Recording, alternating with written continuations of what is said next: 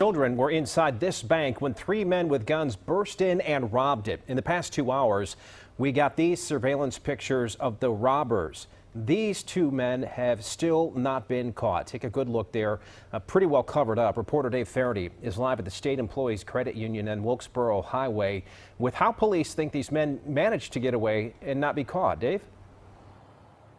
Well, Scott, we found out earlier that the getaway car headed north out of town, north of Statesville. It had actually been stolen earlier at gunpoint down in Charlotte prior to this robbery here. I got a chance to talk with a mother who was inside this bank when it all unfolded. She tells me that that an employee here at the State Employees Credit Union helped her and their young children get under a table during the robbery. There were several customers inside the State Employees Credit Union along Highway 115 in Statesville when three masked gunmen came inside. From these surveillance photos, you can see they covered nearly every part of their bodies, even their hands. But it's what they did to Veronica Brown she'll never forget.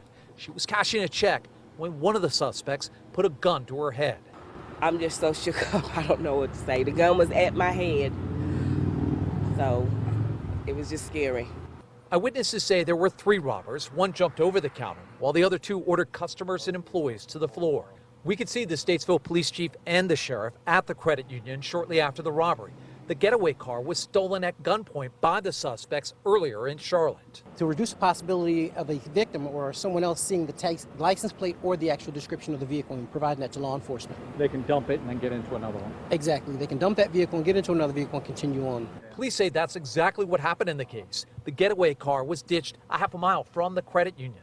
Customers are thankful no one was hurt. I really don't understand why people have the audacity to rob places like this. Like, steal from the good and do what? I'm very thankful, thank God.